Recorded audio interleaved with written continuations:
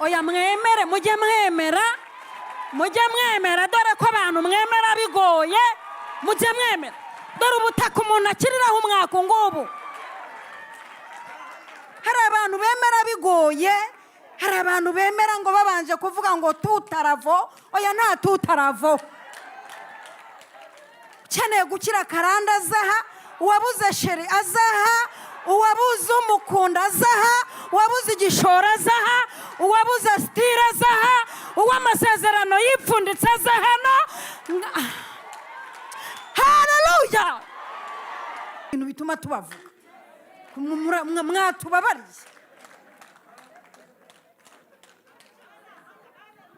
Nimba narambaye umwenda wa mbere uhenze, nkajya nsohoka mpagaze igice cya miliyoni, ari aposo.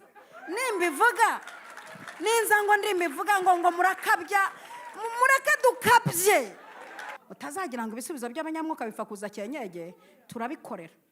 Nagiye mu mwuka ndavuga uyu mwaka ndawuzinze ntabwo nemera kushira. Ntarurira indege ejo mu gitondo nzajya kugura varize, nindakuzinze numva ndawuzingazinze, ntabwo uri bunshirane.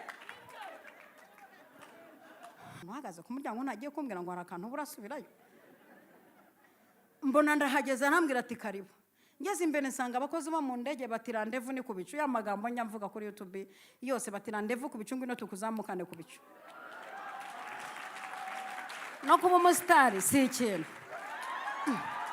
Bati ngwino tukuzamukane ku bicu. Ndagenda ndicana ndavuga nabona umuntu akebutse atyo umukozi wo mu ndege, nkavuga ngo bagiye kuvuga ngo nyina bagenzi ari se nasohoke.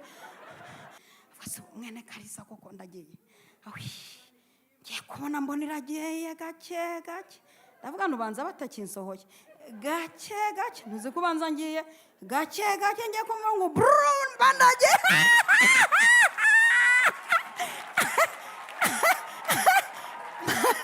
Mbanumbagiye ikirere, ndenze hamwe ibisiga bitagera. Mbanagiye pe. Ndavuga ni gusa hari nijoro butaha muzayintegere ku manywa. Basi ngende ndeba. Mukanya baratubwira ati mukanya tugiye kugera ku kibuga cy'indege. Ndavuga numva ko indege imanuka. Ariko ubwo nkatinya no guhagarara ngo ntayitsikamire gahita imanuka. Kubw'amahirwe numva gake iramanutse, gake iramanutse, gake iramanutse. Mbona ngeze i Dubai jyawe nyirabagenzi Harisi. Bakata umuziki gusa ababa wabo barapfa, bakubita umuziki gusa ababoni bagapfa, bakubita mu muziki Yehoshafata agatsinda, bakubita mu gitari Yehoshafata agatsinda atagwanye, bakubita mu solo, bakubita mu solo, bakubita mu solo, bakubita mu solo, bakubita mu muziki. Noneho bazamura amasolo bagashirira rimwe, bose bajyamo maze Yehoshafata atsinda abamoni, Yehoshafata atsinda abamoni. Kubera umuziki yamwe mwaba DJ we DJ, kubera umuziki data abamoni barashira. Kubera umuziki ndababwiye ngo muri Yesu gusa harimo ubuzima, hari ubuzima, hari ubuzima, hari ubuzima.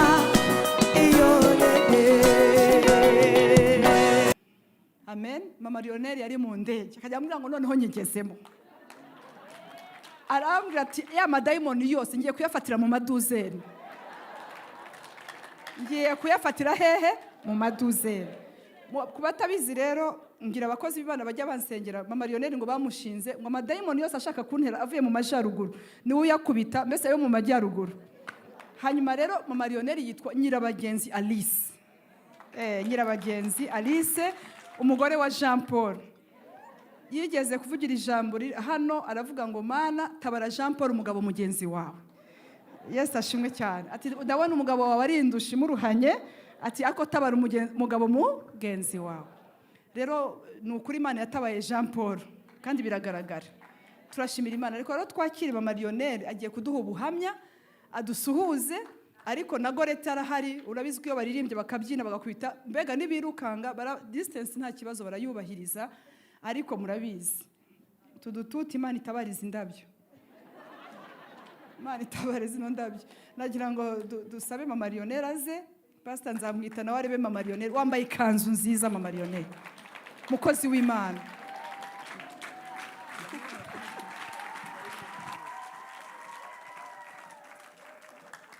Nukuri ndabasuhuje mu izina rya Yesu.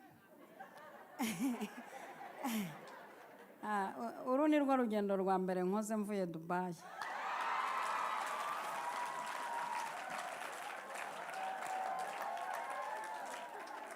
Dayimoni wari wicariye pasiporo yanjye yaguye ahanamye. Abazimu batangiraga ikirere ngo nturire indege baguye gicuri. Ni ukuvuga ngo nimba hari n'umurozi wari warivanze yaburijwemo. Haleluya. Rero ibi bitwenge mfite no mu ndege nari mbifite. Muraza kwihangana, hari igihe ubundi hari wavuze ngo ishimwe ry'umunyonzi rimenywa n'umunyonzi mugenzi we. Ubu hari igihe nabivuga ugendera mu ndege buri cyumweru akumva ni ibisanzwe. Noneho yewe ngiye kubivuga nk'ibidasanzwe, kuko mu gisekuru cyo kwa Kalisa Leonari wa Kanyeshyamba wa nige wa mbere uri indege. No kuvuga ngo ubwo bagize Imana uruzingo ruracitse.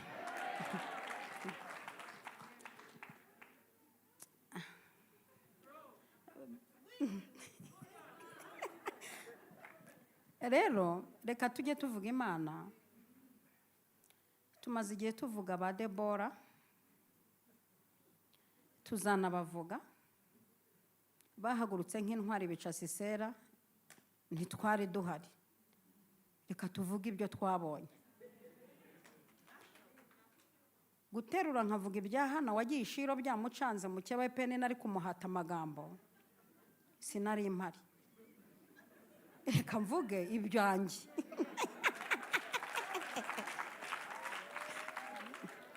Sibyo?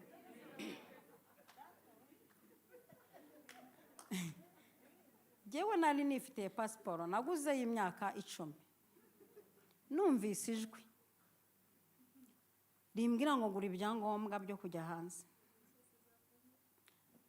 Ndayigura ndayibika imara iminsi.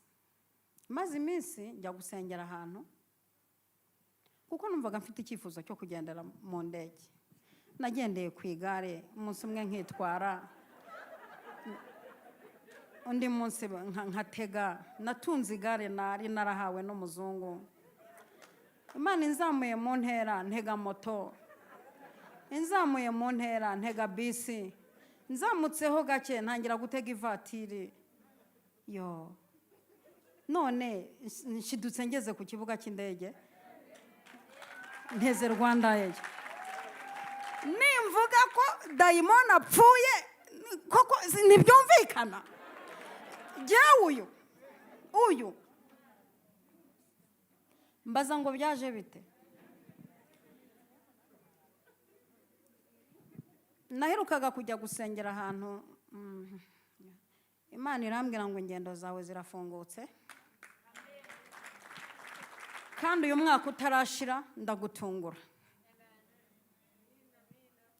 Twiyizira hano abantu bajye batubabarira, reka twisegura ku bantu ba hafi na kure. Mujye mutubabarira nituvuga umuntu, mujye mwihangana rwose. Namwe muzakora ibintu bituma tubavuga. None se tugire duti? Rwose mujye mwihangana. Hari ukuntu tuza tukavuga Aposo kumva byabaye ibintu birebire, kumva bari kubikritikaho.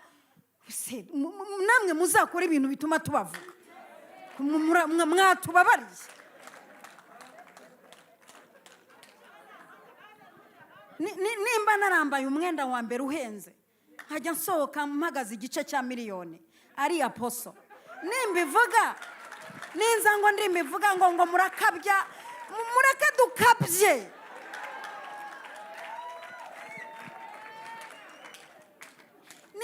umuntu aratabariwe ku butaka kuki atabuhagararaho ngo avuge aho yatabariwe? Ubuse muba mugira ngo tuyobye amarari?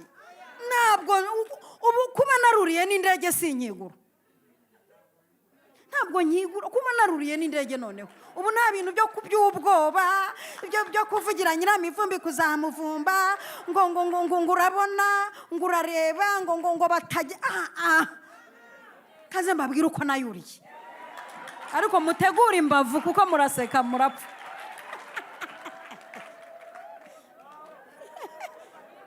Oya, mutegura imbavu. Oya, utabyemera aze mwereka amafoto, kuko hari abantu bemera ngo ababonye. Ntabwo rwose nagarukiye ku marembo y'i Kanombe, nahoraga njya mperekeje abantu, ngiye kwakira abantu, nkajya mpengeza ntari ku indege biparitse hehe, nkajya mpengeza ngo ndebe ko nabona aho iparitse, ndebe ko nabona n'ibaba ryayo. ngenda nagiye hafi y'izuru ryayo, mu kugaruka nza mu murizo wayo, amababa nayabonaga rwose koko.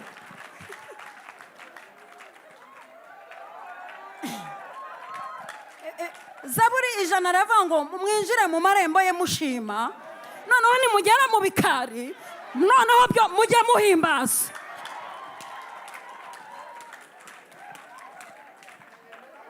Twari hano, twaraha kuri ubu butaka aho amasezerano asohorera, aho twakandagiye duteka ku makara tugashiduka tuyavuyeho tukagera kuri gaze, aho twakandagiye twambara London tugashyira amasuperi n'amarishe ku mubiri, turaha ngaha aho bifunguke. Ubundi umuntu ushaka gukira umwako ageza. Oya mwemere, mujye mwemera, dore ko abantu mwemera bigoye, mujye mwemera. Dore ubutaka umuntu akiriraho umwako ngubu.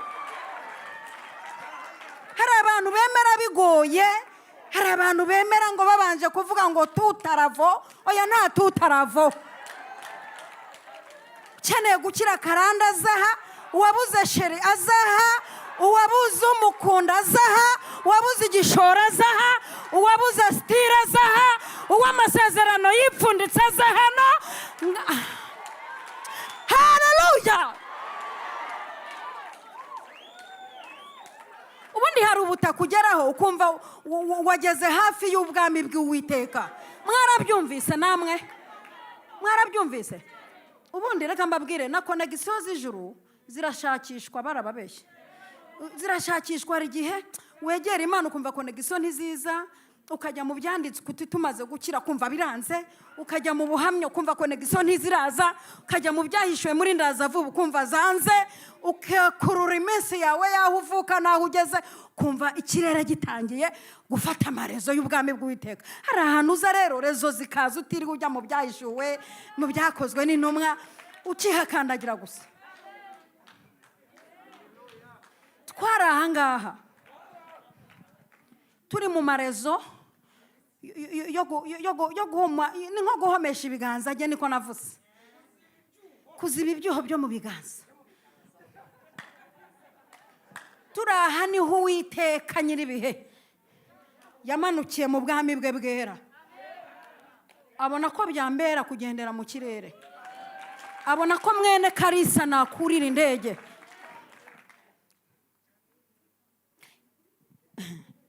Aposo atwaturaho amagambo akomeye, afite imbaraga z'Imana, akagira n'iza kibyeyi, akagira n'iza gihanuzi, za gitambye. Noneho hari ukuntu azikoresha zose icyarimwe, njye mba mbyumva kuko ndi umunyamwuka mugenzi we. Hari ukuntu akoresha imwe igakora ibintu bikomeye, abo umunsi azazire kurira icyarimwe. Ni ukuri kw'Imana. Atwaturaho amagambo yo kurenga aho tugeze. Ndibuka ko natanguranwe ndavuga nti hatagira nijye ubanjirije abagore babyibushye, nijye ubanjirije abagore banini, nyaturaho, anyaturaho indege, anyaturaho igikundira, anyaturaho guhirwa, anyaturaho gukira, anyaturaho. Ndagenda nshyiraho mu kanya gatoya umukozi w'Imana Barakagira Pascal ati ndakuriza indege. Tukiraho aho ariko nanjye nari ngiye mu mwuka, mutagira ngo ibintu by'abanyamwuka bipfa kuza, utazagira ngo ibisubizo by'abanyamwuka bipfa kuza cyenyege, turabikorera. Nagiye mu mwuka ndavuga nti uyu mwaka ndawuzinze ntabwo nemera kushira, ntarurira indege ejo mu gitondo nzajya kugura varize, ntindakuzinze numva ndawuzingazinze, ntabwo uri bunshirane. Barakagira Pascal ati ndayikuriza. Aposa ati konsomasiyo zose hoteli iyo ushaka, yewe nishaka iba ari inyenyeri 8, shaka ibe mu bushorishori, nushaka uzaryame ku bitanda 2 bicomekeranye, cyangwa ujye uva muri iyi ngiyi ejo ujye muri iyi, konsomasiyo zose ndazishyuye. Banshakira visa rero numvaga visa simenye visa se niki visa. Barakagira Pascal inzanira mu kazi, nabwo ese Pascal iki kintu ni igiki? Umva naramuvunnye, mujye mwihangana tunerekane naho tujye tuvuga, tugaragaze naho idukuye.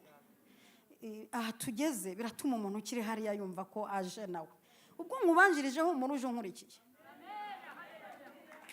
None se Pascal iki kintu nzagenda nyerekane bimeze biti? Se nzacyerekana. Aransobanura, naramuvunnye buri mugoroba narahamagaraga, yajya gusinzira niko numvise hari umuntu uvuga ati wumvise iki, ariko wumvise iki kiruta icyo, uri kumva iki kiruta icyo icyo nakubwiye. Bugacya ni Pascal niko nyuza hano nkumva baravuga ariko ibyo bwumva bavuga birenze ibyo nako. Wowe fata pasiporo uzajya kwipimisha. Ariko noneho nkabwira umugabo wanjye twashakanye nti rero ndumva ntabizi, nsimbyemera nimba nzagenda. We yarambwiraga ati se kutari kubifeiringa nk'umuntu uzurira indege, wazi gufeiringa ibisubizo by'Imana kundusha, kuko mbona utabifeiringa. Ni rero ndumva ameze nk'umuntu uri kubirota mu nzozi. None se atubundi uri kubyumva ute? Yewe nubwo Barakagira Pascal amaye ibipapuro nzerekana, ndumva ameze nk'umuntu uzagera ku muryango w'indege bakavuga bati subirayo, ntabwo byuzuye. Bituma mbiceceka, sinagira umuntu mbwira ko nzurira n'indege, nta muntu rwose. Ndagenda ku kibuga cy'indege ndavuga nti Mana umbabarire ntibambwire ngo hari akantu kaburamo. Hambere ndatanga mbona biremeye, siko bya bintu bishobora kurya. None nkajya mbwira umugabo twashakanye, ndamubwira nti ninseba nkagaruka umbabarire umpishe mu nzu mari iminsi nshwarirwamo, ndumva ntazi ibyo ari byo. Ngera ha kabiri mbona biremeye, ngera ha gatatu mbona biremeye. Tujya kwicara ahantu dutegerereje indege. Noneho amaso yanjye akajya areba ku bandi utuntu bafite, ko nanjye twuzuye, ko nanjye ari two mfite, nta kantu mburamo. Mbona ndazamutse ku ndege mbona biremeye. Ndavuga umuntu uhagaze ku muryango ntagiye kumbwira ngo hari akantu burasubirayo. Mbona ndahageze arambwira ati karibu. Ngeze imbere nsanga abakozi bo mu ndege bati randevu ni ku bicu. Ya magambo nyamvuga kuri YouTube yose bati randevu ku bicu, ngwino tukuzamukane ku bicu. No kuba umusitari si ikintu. Bati ngwino tukuzamukane ku bicu. Ndagenda ndicana ndavuga nabona umuntu akebutse atyo umukozi mu ndege, nkavuga ngo bagiye kuvuga ngo nyina bagenzi ari se nasohoke yanyeganyega atyo, nkavuga ngo bagiye kuvuga ngo nyina bagenzi ari se dusanze. Mana nyiribe bakize bakazamuka kuko bataransohoka. Ngiye kumva numva barakize batangiye gutangaza ko tugiye. Fase mwene Kalisa koko ndagiye. Ngiye kubona mbona iragiye gake. Ndavuga nubanza batakinsohoye gake ntuzi ko banza ngiye gake ngiye kumva ngo brun bandaje.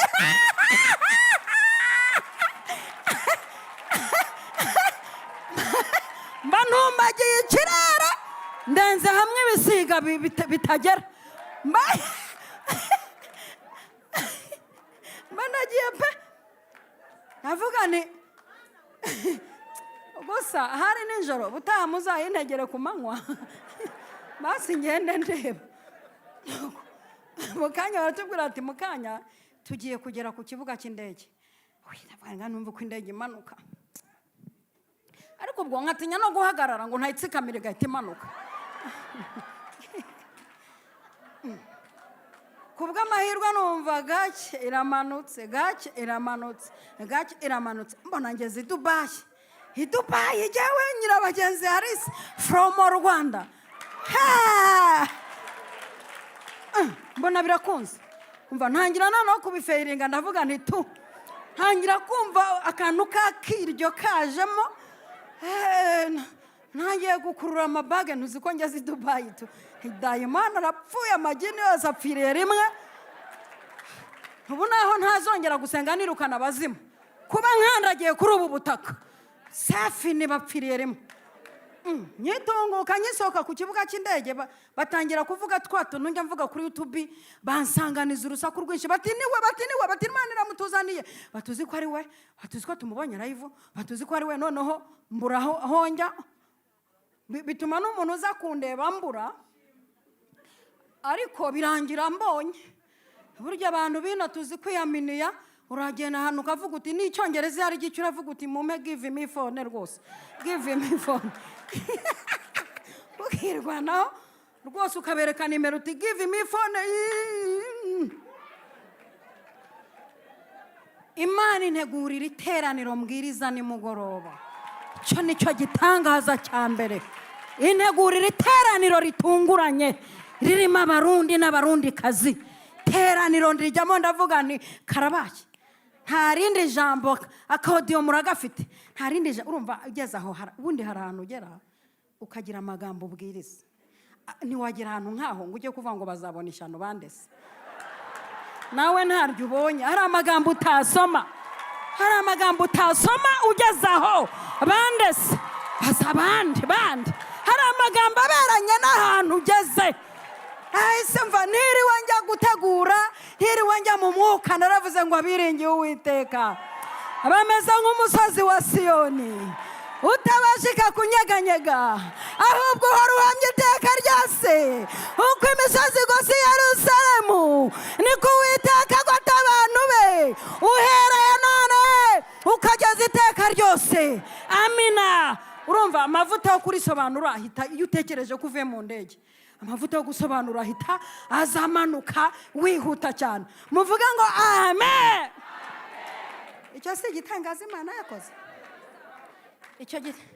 icyo gitangaza ntigifatika ubu hari ikindi narenzaho koko dore nuko umuntu uvuye mu ndege asa nuko asa koko mpaye Imana icyubahiro nsabira umugisha Apostle Imana yamuhaye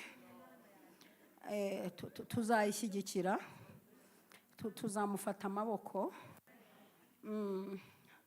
Imana igisezeranya abantu ibyo izakora ariko natwe nk'abahanuzi bato kuko tumufata nk'umuhanuzi mukuru natwe tumusezeranya ibyo tuzakora ntituzemera ko impano yawe hari uyivangira tuzakumva na sentire ntwari nyibitseho urabizi nizumwuka na Petero aravuze ati ndabaca amatwi hagira uwibesha mu bambe ndamuca ugutwi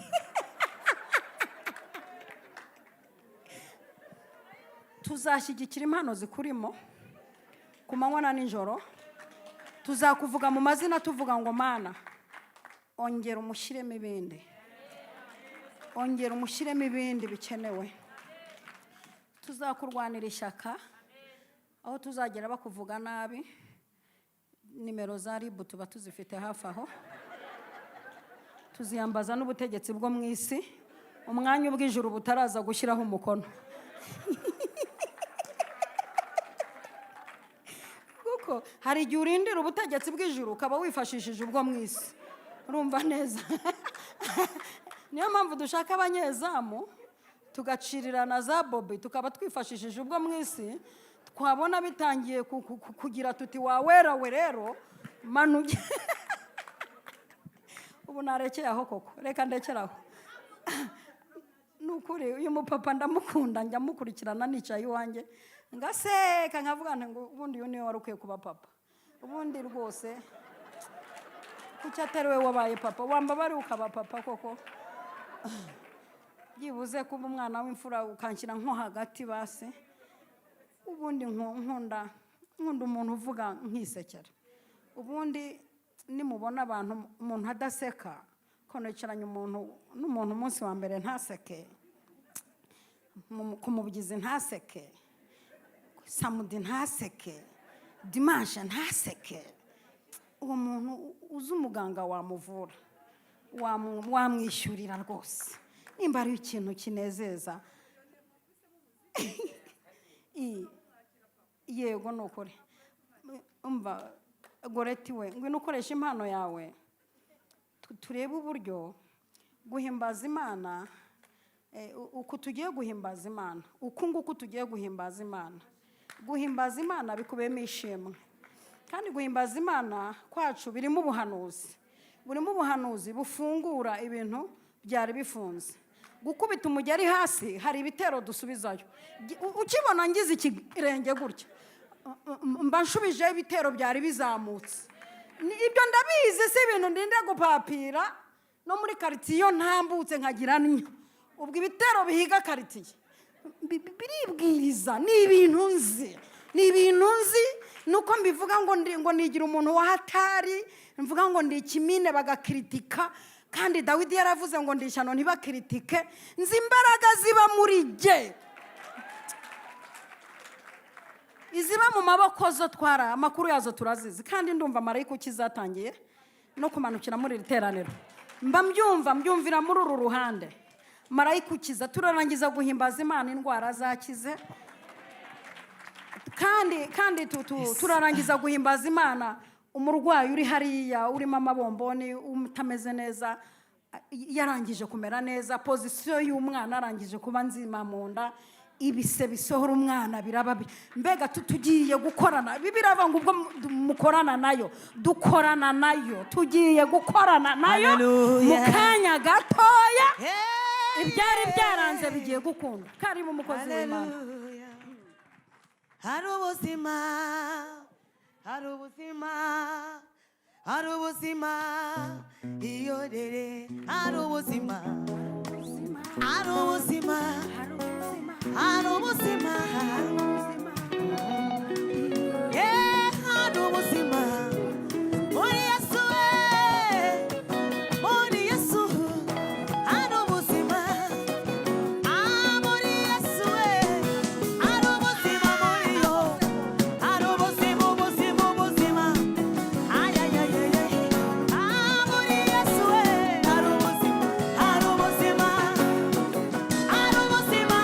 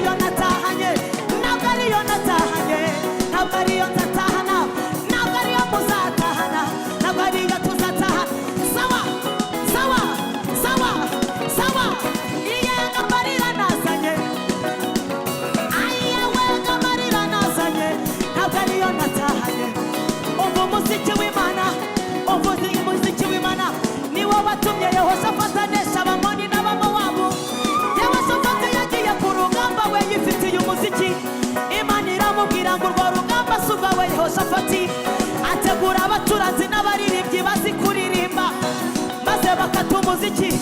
Yehoshafati aratsinda maze bakata umuziki. Abamoni barashira bakata umuziki gusa. Abamowabu barapfa bakubita umuziki gusa. Abamoni bagapfa bakubitamo umuziki. Yehoshafati agatsinda bakubitamo gitari. Yehoshafati agatsinda atarwanye bakubitamo solo. Bakubitamo solo. Bakubitamo solo. Bakubitamo solo. Bakubitamo umuziki. Yehoshafati agatsinda bakubitamo baze. Yehoshafati agatsinda bakubitamo ikiriba. Yehoshafati agatsinda bakubitamo seshe nayo. Yehoshafati agatsinda umupiyaniste yashyiramo. Yehoshafati agatsinda uw'ingoma yashyiramo umuziki. Aha, uw'ingoma yashyiramo umuziki. Abamoni bagapfa hajyamo na baze.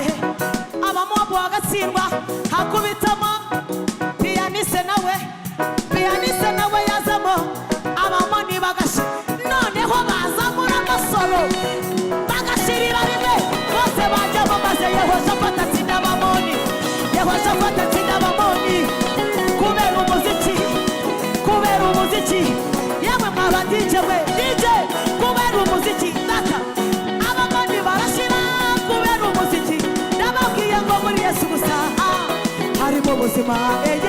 Hari ubuzima. Hari ubuzima. Hari ubuzima. Iyo Zotitalala zenema. Rekotitane bone mandala zenema. Uretse gato ninshaka njya kwica ntaye n'indirimbo nangiye kurima agaciro n'amavuta. Ariko reka mbanze mbabwire Yehoshafati yatewe n'Abamoni n'Abamowabu. Imana yamubwira ati sitara umuziki mwiza. We sitara abacuranzi hari ukubiteho abaririmbyi bari hano data. Ubundi nze gukubitira Umumoni n'Umumowabu. Imana ibakubitira Abamoni bihagurukije. Imana ibakubitira Abamowabu. Imana maze Yehoshafati arabwaza Imana ati turacuranga iyihe. Umuhanuzi arababwira ati mwumva uko Uwiteka avuze. Mwebwe mujye muvuga ngo Imana yacu igira imbabazi. Abandi bikirize ngo kuko imbabazi ze zihora Uwiteka. Mujye muvuga ngo Imana irera gusa. Abandi bikirize ngo kuko imbabazi ze zihora Uwiteka. Abandi byo muririmba gusa. Ubundi nze mbakubitira Umumoni wihagurukije sasa. Bakubita umuziki.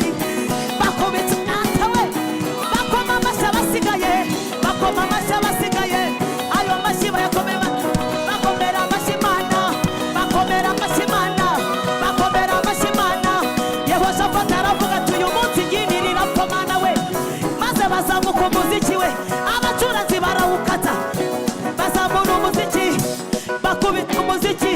Uko bawukubita umuziki Abamoni bagatsindwa. Uko bamukubita umuziki Umumowabu agahita yibwiriza. Uko bakata umuziki Yehoshafati agatsinda atarwanye. Uko bakata umuziki Imana igakubita abanzi. Bagiye kubona babona abanzi babo bashize kubera umuziki gusa w'Imana. Ndababwira ngo ibi bintu birakora ntimukabipfobye. Ibi bintu birakora. Ibi bintu birakora. Ibi bintu birakora we. Yehoshafati aratsinda kubera umuziki aposo. Bakubise umuziki gusa Abamoni n'Abamowabu barapfa. Abasorise barawunyuka. Ababaze barawukata. Ab'ingoma bakubitaho. Piyaniste barawumanutse. Uyu nguyu nawe akubitaho. Bose bagiriyemo rimwe maze baratata we.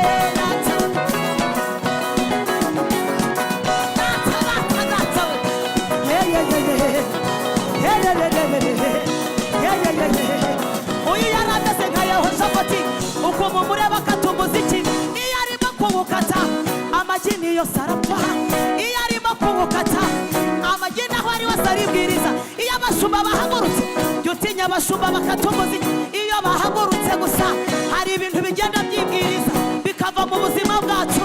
Hari ibintu abagore bagufi iyo baje